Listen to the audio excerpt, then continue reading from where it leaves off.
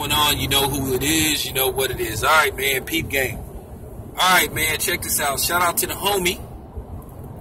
Tell It Like It Is TV. He put out this video, and then also I went and saw the snippets from Undisputed, where they had T.O. on the show alongside with Eric Dickerson. Now, peep game. The main discussion was Terrell Owens versus Randy Moss for the Hall of Fame. As you guys know, Terrell Owens and Randy Moss are both semifinalists for the NFL Hall of Fame. This will be Randy Moss's first year of eligibility. This will be T.O.'s third year of eligibility. Now, there are some reports that Randy Moss may get in on the first ballot, but T.O. won't get in. And I think that'll be tragic, and I think that'll be horrible. You know, Shannon Sharp laid down the law, and he basically exposed the NFL writers, as I've been doing for the last 2 years, and me and Ticket, about the NFL voters, how self-righteous they are.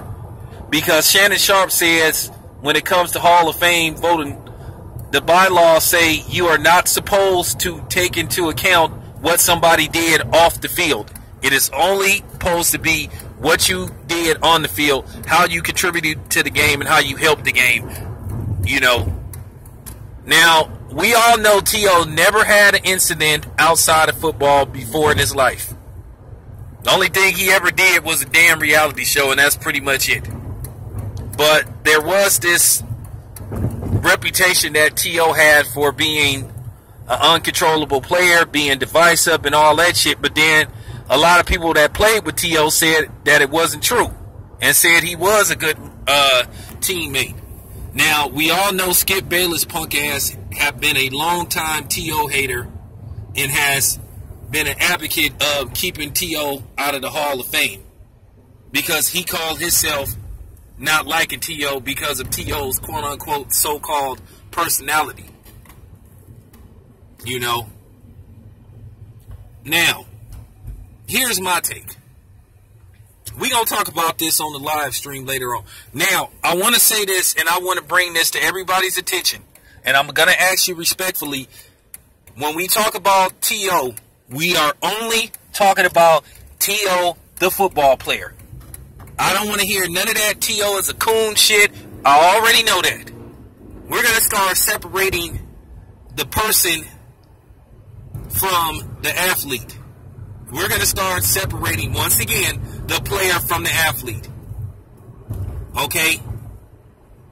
T.O. outside of football, that's going to be a totally different subject. T.O. inside of football, that's going to be the subject at hand. So I'm asking everybody respectfully to only talk about T.O., the football player. And the same thing with Randy Moss, the football player. Okay? I don't want to get into that. Okay? So I'm just asking everybody respectfully, please do not bring that up. I already know both of those dudes' history. Now, with that being said, do I think Randy Moss is a first ballot Hall of Famer? Numbers wise, absolutely. He has the numbers. You guys know me.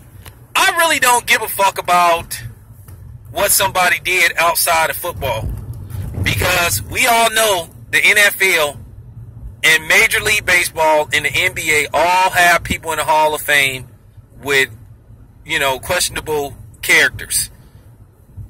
Ty Cobbs was a known piece of shit fucking racist. That didn't stop them from voting him into the Hall of Fame. Then, well, we know about the shit with O.J. Simpson and some other shit, some other people. So, let's not go that direction. Okay? Let's not go there. Of course, T.O. is a Hall of Famer. He should have got in on the first ballot. And I do not like the idea that you have these coons like Skip Bayless, you know, who I think is still an undercover, you know, white supremacist, and coons like Jason Whitlock who sit up there and torment T.O. that he isn't in the Hall of Fame. And Jason Whitlock got his fucking nerve trying to talk about somebody when everybody know what his ass is. You know what I'm saying? And we all know what the fuck Jason Whitlock is outside of sports. So he got some fucking nerve. But anyway, both men should get into the Hall of Fame. People should not be sitting up saying, oh, I'm not going to vote for him because he wouldn't give me an interview and all that type of shit. Because they did that to a lot of NFL players. You know, a lot of NFL players. Real talk. It shouldn't matter whether somebody was mean to you and all that. Who gives a fuck? Okay? Because me, myself, I've been saying this for the longest. I don't think they should let writers alone just be able to decide who gets in the Hall of Fame. I've been saying this for the longest. The Hall of Fame should be made of either current Hall of Famers, guys that play in the league or played in the league, and then possibly, you know, being, you know, the sports writers.